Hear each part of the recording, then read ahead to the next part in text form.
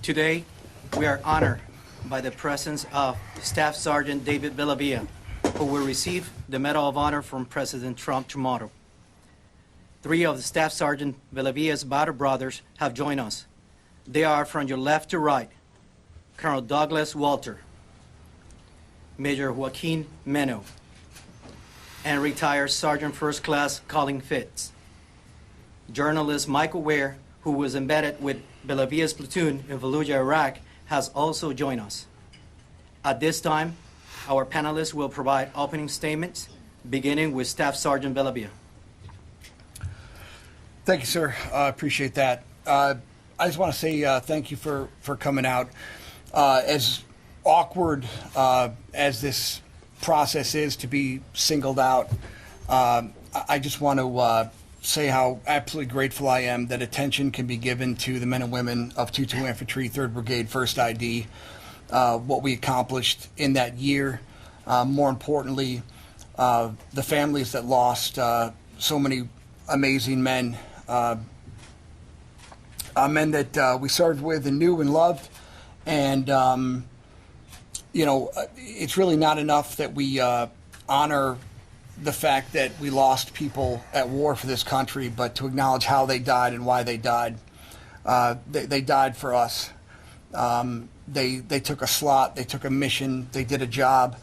I think of Captain Sean Sims and Lieutenant Ed Iwan, Sergeant Major Stephen Falkenberg, Sergeant J.C. Madison. I think of Scott Lawson, who we lost in 2013, and all the men, not only from Fallujah, but for that entire night.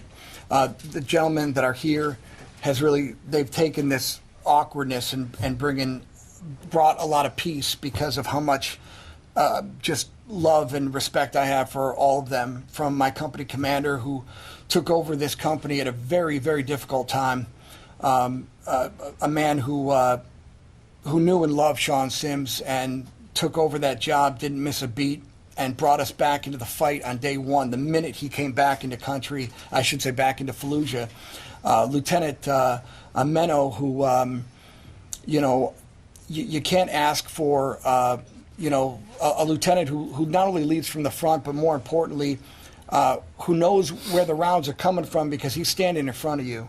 The leaders in 22 Infantry led from the front. They died from the front. These were not random splashes of misfortune. These were men who saw the enemy, made contact with the enemy, and gave their lives for this country. And Sergeant First Class Colin Fitz, this man was shot 3 times in April of 2004. And any normal, sane individual would go home to a life of retirement. He came back to duty for Fallujah. He came back after being shot by 3 weapon systems to come back with us for Fallujah. And then he served his country for 2 more years, getting injured again. He's one of the bravest human beings I've ever met in my life. And finally, if you would have told me, a combat journalist, I consider them to be 100% a nuisance and without any purpose on the battlefield. I don't want to babysit a journalist. I don't want to be around a journalist. I'm a warrior. I'm an NCO. And I was wrong. Michael Ware is the Ernie Pyle of his generation. And I learned a great deal of respect of the role that journalists have on the battlefield. Without men and women who do this job, America will never know what we do. It will go unremarked. Our families would never know. Our citizens would never know the sacrifice that goes on. I never saw that as a soldier. And as a civilian, I see it. And I'm awful grateful for Michael Ware, the body of work, and what he represents. Thank you very much. Good afternoon, everyone. My name is Colonel Doug Walter. I was Captain Walter. I was David Bellavia's company commander on 2 different occasions. And I'm just proud to be here today to both honor and support an incredible soldier. I've been in the Army a long time, and I can say David Bellavia is one of those guys that exemplifies selfless service and sacrifice, and it's an honor to be here with him today. And it's also an honor to represent all those who are part of this fight, both the men sitting at this table, and also those men that we lost. And this award, is David's, for his act of valor, but it's also emblematic, I think, of the service that was given across what was a great infantry company, and I was just proud to be a part of it. Thank you. Good afternoon, everyone. My name is Major Joaquin Meno. I was 3rd platoon leader during the time frame of which is going to be discussed today. The main thing I want to say is I'm extremely humbled, having worked with such great men. The youngest of our soldiers at the time, I believe, was 18 years old. Did extremely awesome stuff. So it extremely humbles me to be able to be here, and a very proud moment for the guys. And I will say, as you start to hear everybody talk and all the questions being answered, you're going to see real quickly what it takes for the heart of a soldier for the type of stuff that David did. Thank you. Good afternoon, ladies and gentlemen. I'm Sergeant First Class Fitz, retired. And I just want to tell y'all that were it not for David Bellavia, I wouldn't be sitting here today. So I'm extremely humbled and very appreciative for him. Thank you. Good afternoon. My name's Michael Ware. I was a Time magazine journalist who was embedded with 2-2, the unit, the Army unit, as they went into the Battle of Fallujah. That's where I got to know these men. And that's where I fell in love with them, to be honest. And it's where I saw their love for each other. I also had the privilege to actually witness a Medal of Honor moment. To see a man perform such an act of valor that it was humbling to behold. Thanks. Thank you. We will now take questions. Megan. Megan Myers, Military Times. So I wanted to ask, when did you first get the idea or start the process, the campaign to upgrade this award? And how did that go? What steps did you have to take, and what was that like? To upgrade the Silver Star to the Medal of Honor, yeah. I had nothing to do with that process. When did you find out that was a possibility? I never knew anything. When did I receive a Silver Star? Is that what you're asking? When did you? At what point did you learn that it was possible that your Medal of Honor, that your Silver Star was going to be upgraded? I learned that my Silver Star was upgraded when I got a call from the President of the United States 7 months ago. All right. And follow up. Did you ever find out a reason why it was originally a Silver Star and not I have no any higher idea. level? And Silver Star is an incredible honor in of itself. Honestly, I always consider my award just being able to come home. Hi, I'm Jerry Zaremski from the Buffalo News. Colonel Walter, I believe you nominated Staff Sergeant Bellavia for the award, so perhaps you could address the process and when you first went down this path, when you first proposed it, and kind of step us up until today. Yes, sir. So I was the company commander as we returned from Fallujah, and I wrote a lot of awards in that time, and for Fallujah, for the deployment and post-deployment since then. So I'm very familiar with that end of initiating.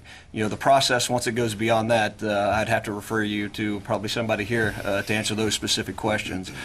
Certainly, as I did the interviews and worked through the process of writing the award and the details, I understood that for a Medal of Honor, it was going to receive a lot of scrutiny. So I made sure I asked a lot of questions and wrote as many details as I could, and then I put it into the system. And I guess obviously you want a lot of scrutiny on the Medal of Honor, so however long it took, I'm not sure why or how or what the reasoning was that it was looked at again. I'm glad that it was, and I think it demonstrates, at least in this case, the system works. When did you first put it into the system? Sure, I was probably January of 2005. So we returned from Fallujah in late November 2004. And so over the next couple of weeks and months, I did all the interviews and tried to document the events, as they happen, interviewing every member of the platoon and so on. And then submitted it, I would guess, January, possibly February of 2005 at the latest. Okay. Okay, great, thank you. Christina Wong with Breitbart News. Mr. Ware, you mentioned the Medal of Honor moment and what witnessing, that was like. Can you talk about that moment from your perspective? Yeah, excuse me. Yes. Essentially, to protect the platoon and the members of his squad, David Bellavia, had to go back into a darkened nightmare of a house where he knew that there was at least 5 or 6 suicidal jihadis waiting. I was there when he made that decision, took it upon himself. I watched him summons whatever emotion it was that drove him to go back in there. And then it was my privilege to go in there with him. In fact, I filmed it. You can hear on the footage David going through the house. You hear him kill the first of the 2 jihadis. To have been present at such a moment for such incredible action, for me, that's just an honour. Hi, Matthew Cox with military.com.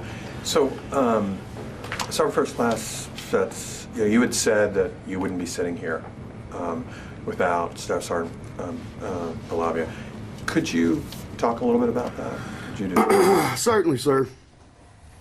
We had been clearing houses all that evening, and we came to the 10th house in a block of houses, and I cleared, my squad cleared the first room. Everything was fine. We entered the second room, and it was a larger open area, like a living room, possibly.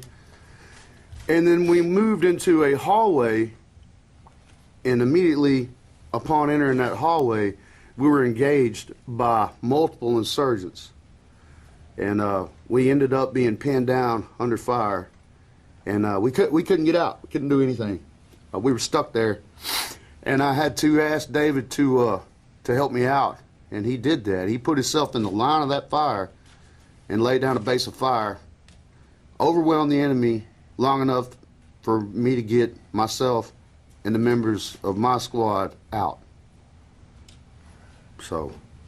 just to follow up, so was anybody wounded in that particular part of it? I did have one young man that was wounded. It was slightly wounded, but he was wounded. Okay. But fortunately, thanks to the actions of David Bellavia, no one else was wounded, and it wasn't very serious. And you have to remember, these jihadis ambushed these men from 6 feet away. There were bullets ripping through the walls. And that forced the platoon to go back outside and regroup. And then David went in by himself and in the dark, had to hunt them down. They'd laid traps for him all through the house. Yeah. Thank you. Jeff Schogel with Task and Purpose. For Staff Sergeant Bellavia, when you got the phone call from President Trump and you learned you'd be the Iraq War's first living Medal of Honor recipient, I want to know, what was your reaction? What went through your head? You know, I have a great deal of respect for the Iraq War veteran. Obviously, this award, I have a tremendous amount of reverence for the award itself. But, you know, the Iraq War veteran has served and surpassed at times the highest standards of American warrior tradition amongst any generation. We have nothing to apologize for. We serve our country. We do what our leaders tell us to do.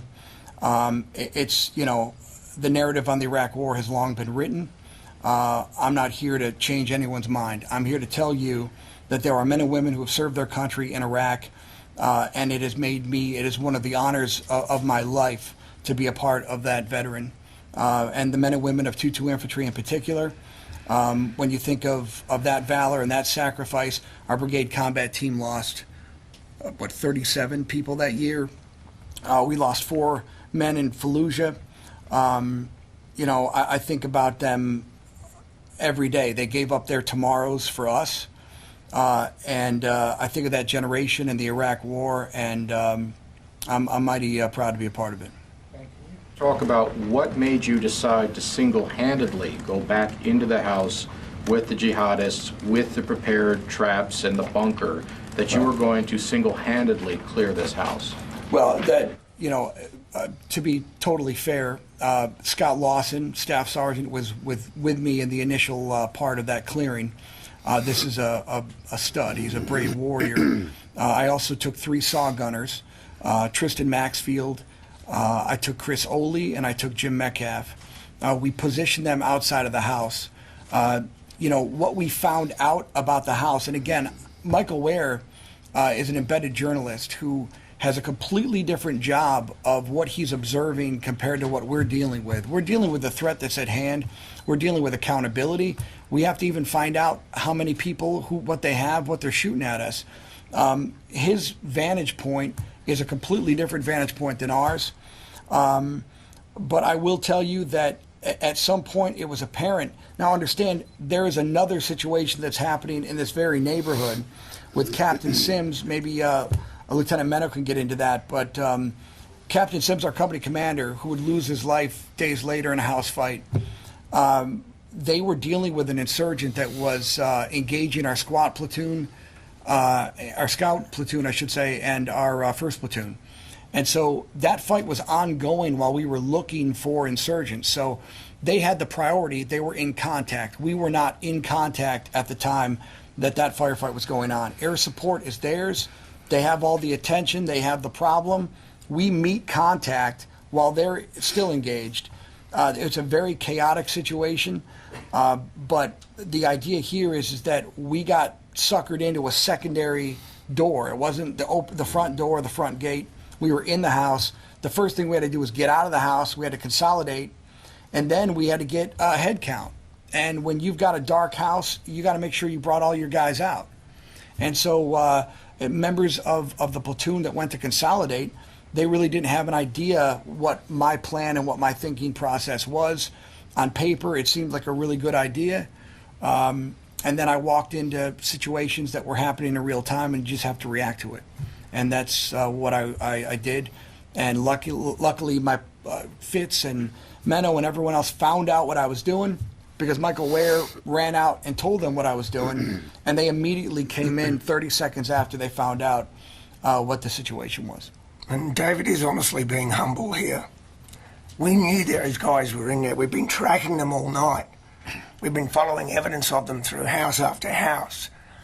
And David certainly knew there wasn't just 2 guys under the stairs.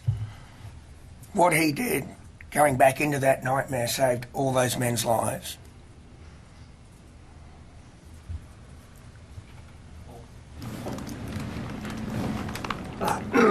This is Staff Sergeant Dan Lamoth with the Washington Post. As the first living recipient, what are your plans? What are your intentions? What do you see yourself doing in coming years as a recipient and as the first living recipient? You know, the Army gave me purpose and direction. The Army gave me meaning. I'm forever grateful to the United States Army, and I want to be of service to my Army. I want to bring as many young men and women to join the military as possible. Look, I mean, there's 1,000,005 reasons why we're divided in this country. I never cared what your skin color was, who you worshipped, or who you loved. If you are willing to get shot at from me, from my buddies, I will follow you. I will lead you anywhere. That is the end of the day. This country is worthy of any sacrifice. We have a volunteer force that does it every single day, and I want to be of service to that Army. Susan Rose, WBEN in Buffalo. David Bellavia, Staff Sergeant. Some have said, many have said, that it's harder to live with this Medal of Honor than it was to earn it. What are you preparing for in that respect? You know, ma'am, I really don't. I don't have it. You know, this isn't real until it's around your neck, I guess. But I could tell you that the one thing here is I've seen men that I haven't seen in 15 years. And when I first saw Colonel Walter, I don't know. I was really blessed to just have leaders that did so much for me, for my family. I never doubted that my mom or dad loved me. You know, I was lucky enough to have parents that really cared about me and told me how much they loved me. My leadership never told me that. but my leadership showed me that every single day. They trained us. They made sure that we were ready for any situation. And my leaders, Sean Sims and Colonel Walter, Lieutenant Menno, Sergeant Fitz, who took me in as a know-nothing corporal and really taught me everything I knew, all the other NCOs, Sergeant Cantrell. What I learned from those men was that we have an accountability to our soldiers, and we have to deliver them from every situation. It's always them first. And that's what makes this award so awkward, is that we're always putting our subordinates first.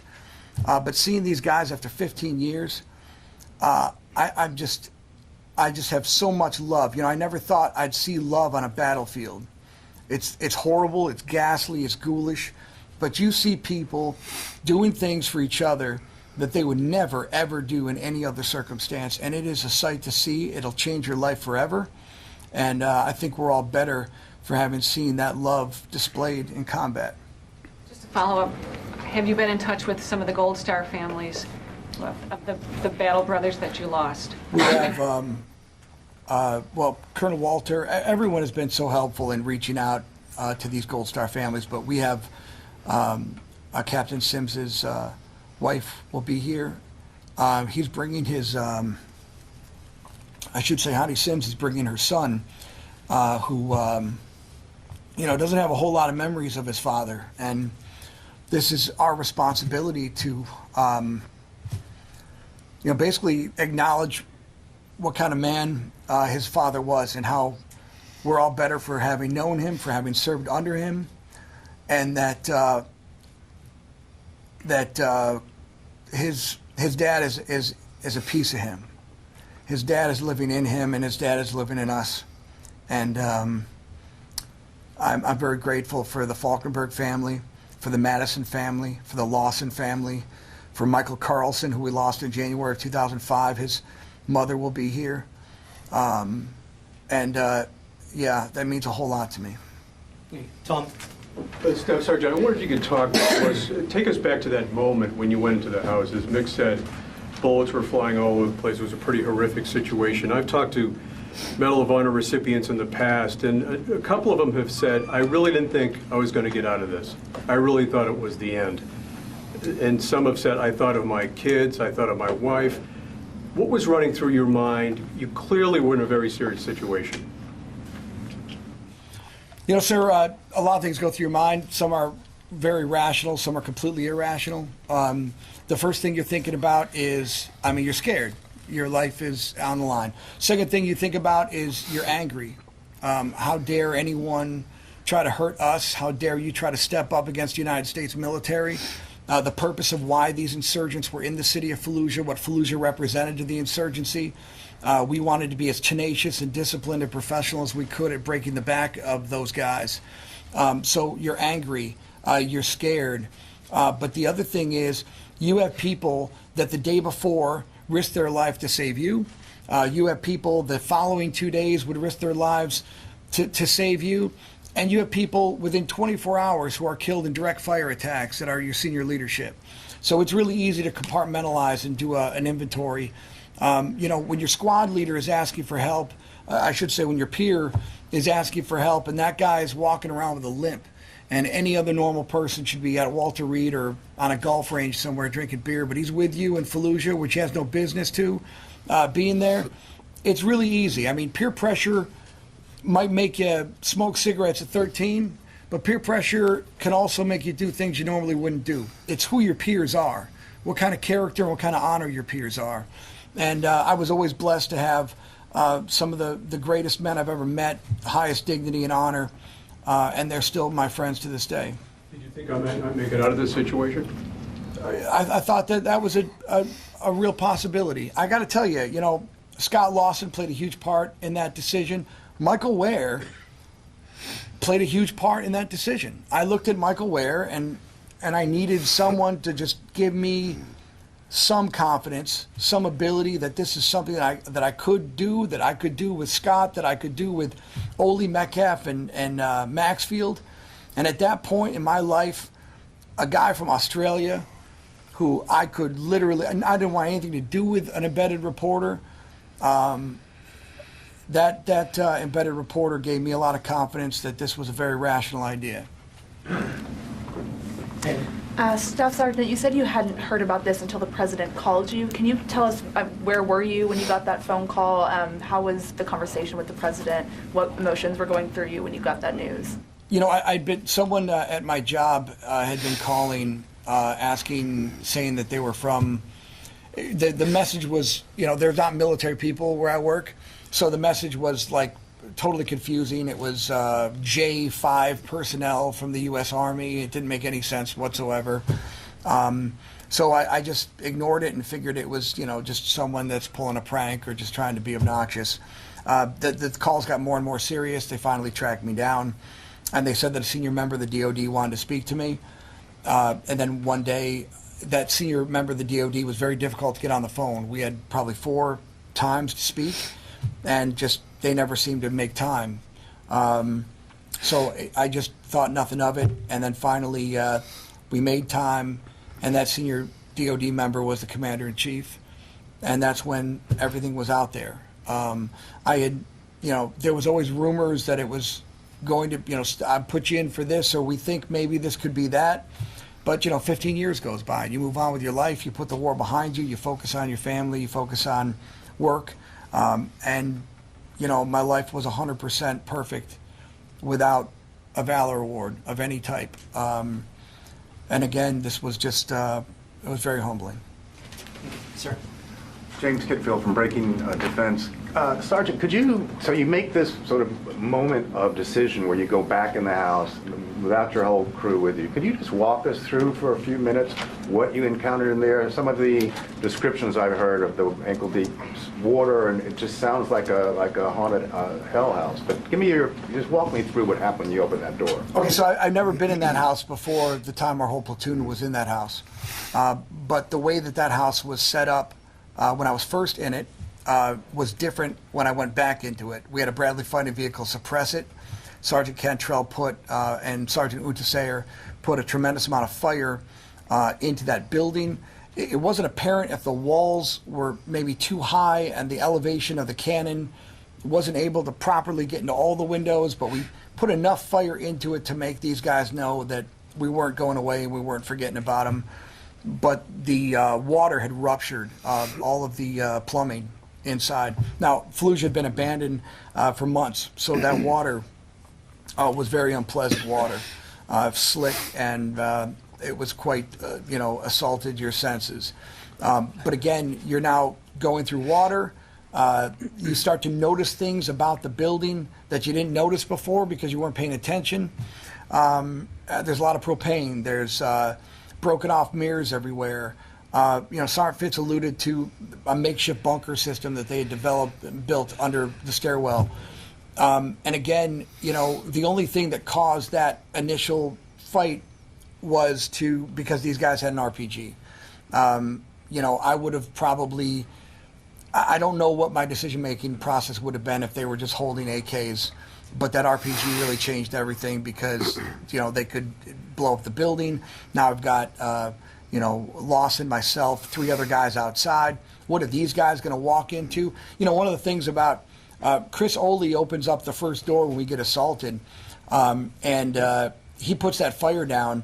If he gets hit in that doorway, we have a totally different fight on our hands. Now we're repatriating a body or trying to render aid to a guy that's hurt. That changes the fight dramatically.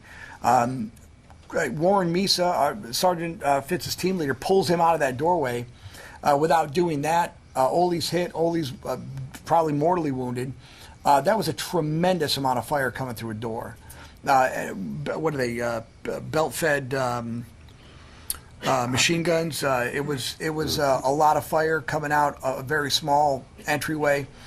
And again, everything changes because things happen here. You feel you have the initiative.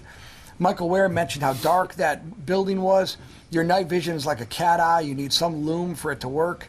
You don't know if you're firing at the same individual or if this is a new individual. A person gets dropped and then they disappear. In the movies, you shoot a bad guy, they fall, they're gone, right? These insurgents were experimenting with some other drugs and whatnot, and it was tough. It was tough, but again, Specialist Ofori in 1st Platoon engages a target inside of a house. Joey Seaford and Barretto and our interpreter engage wounded by insurgents and engage insurgents when Captain Sims is killed. Lucky or unlucky, 2-2 Infantry was well rehearsed for this type of fight. We'd experienced fighting close quarters all throughout Iraq. Our task force was in Mosul and Najaf and Bakuba and Muqtadiyah, and everywhere the enemy was, we met him head on. And this was just another way to meet the enemy head on. And just as a follow-up, can you talk me through, so you engaged and you think you take out the guy with the RPG, and then what happens? So I thought I took both guys out. I look down, one guy's there, one guy's not. My back is to a room. I find myself in that room. I'm keeping my eye on a door. I've got Lawson across the way in the initial room that we were in. I have no idea. I told Michael Ware to stay outside. He told me that he was staying outside. I'm hearing footsteps all over the place upstairs. I'm hearing things. Your mind is playing tricks with you, and I hear footsteps in the house behind Lawson. And so I'm ready to shoot whoever's behind Lawson, and that's Michael Ware, and he's in the house. I've never met an embedded reporter that wanted to be in a house fight. I've never seen that before. I've worked with a lot of embedded reporters, all very professional. None of them wanted to be in that fight. And this guy was in that fight. Sir.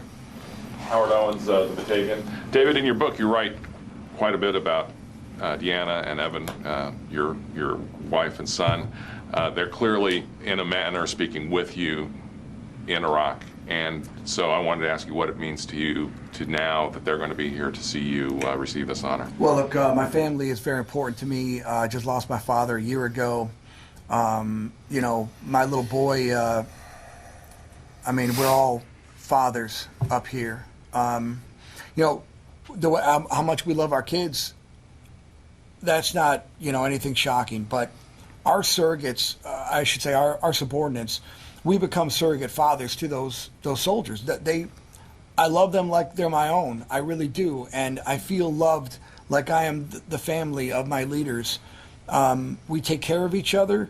We care about each other. It's been 15 years, and the loss that we had out there is very real. It's very real for those families. Memorial Day is not. It's not one day a year. This is a real sacrifice. It's you want to put a wreath at Christmas time, you want to put a flag up. That's beautiful, but we're not honoring anyone unless we acknowledge that these men died for us and that they are a very important part of our life. And when you have your own kids and you understand that unconditional love that you have for family, when you have men and women from all walks of life, all different socioeconomic backgrounds, all in it together, all because you're in it too, you will do anything for those guys, and those guys will do anything for you, and it's a beautiful experience. Sir. Russ Reed of the Washington Examiner. Colonel, as you were gathering everything that you needed to prepare this report, in your mind, what was going through your head as you were about to write this report and file it? And I think you said January of '05. Was it clear immediately that this was going to be something different than what you'd seen before in your past? Oh, absolutely. There was no question about that. I mean, as we went back and documented many of the things that occurred during those couple of weeks, or at this point we were kind of looking back over the entire employment, there were many acts of bravery and valor, but obviously this was a little bit something different. As Sergeant Fitz referred to there at the end, David saved his life and really saved the life almost of an entire squad there as they initially exfiltrated out of that house. I felt like at the end of it, I knew the story perhaps better than anyone because I interviewed every single one to make sure we got it right, because I did want to make sure that I guess the award rose to the level that it did, and so there's no question that story in particular kind of stood out, and I guess required a little bit extra effort, a little more time to make sure we documented it correctly. Okay, ma'am. Sarah Blake from News Corp Australia. Staff Sergeant, can I ask you to try to put into words for an audience that isn't an American what this honour means for you?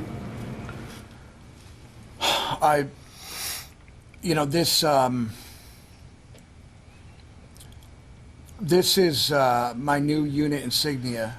I really believe in my heart that this represents so many different people. It represents my entire team and my entire unit. And it says that, you know, we have no idea what veterans are going through. We see them at the store.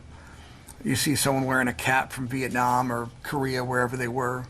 They have no idea what they went through whatsoever. And for 15 years, people that, you know, heard about Fallujah, heard about Bakuba, they might not know the name of Sean Sims or Ed Iwan or Martin Sprayberry or Victor Rosales. They might not know Tyler Pruitt. They might not know any of the other guys that we lost, Sergeant Gariantis. But, you know, now they look into this unit. They look into what happened, what we did. This is a snapshot of our year. And now they look back and say, wow, you know, there was examples every single day of what people are sacrificing for this country and our way of life. You know, we commemorated 75 years of D-Day, and those were not professional soldiers. Those were people that got 6 weeks worth of training, and they slapped the Nazis around. And this is an all-volunteer force. Man, these men and women are volunteering. And I'll tell you what, student college debt repayment, a dental plan, a paycheck, there's no reason why a rational person is paying off college to clear a road with IEDs. We are not kicking down doors because we want to make sure we get paid on the 1st and the 15th. We do that because we love our country, we love our Army, and we love each other. And that is what has kept this country free, and it's why we're going to be safe for generations to come. Thank you. Okay. Colonel, if I could ask you to address the, you put in the award nomination. There has to be some disappointment when you see it come back downgraded. What goes through your head as you're kind of working through the process there? What was there the thought that at the time that was unfortunate? How do you kind of like come to grips with that when you put them in for such a high award? Well, certainly, I think initially we weren't really sure what exactly happened to it. It took a little time for that, but I also understood that this was a process that could take years. So I always felt that there was the opportunity to have it reevaluated and relooked at, and obviously that apparently did happen. And so regardless of the process, we're sitting here today. We're honoring a great soldier, a great American who did some pretty incredible things, and so I'm just grateful for that. Okay. We have time for one more question. Sir. Staff Sergeant Bellavia, if you could just tell me a little bit more about what you would say to young people today. We're considering the military and looking at your example and looking at your history and what they ought to be thinking about before they sign up. When you look at a dog tag, there's some basic information that you put on there, and political party isn't part of it. All throughout our history, we've had people that have dissented, that have disagreed, and we found a way to put everything aside and focus on what's best for this nation and what's best for mission success. And the Army represents, the world's largest adoption agency. We don't care if your dad left you millions when he died or if you even knew who your father was. We are one, we're a family. And I got to tell you, I've had a lot of people come into my life that I care deeply about. But people that you know for 2-3 years and a deployment, people you go to training with or school with, and you go through adversity together and you handle things together, that bond and that relationship means everything. And you learn so much about people that are different than you. You learn so much about people who see the world different than you.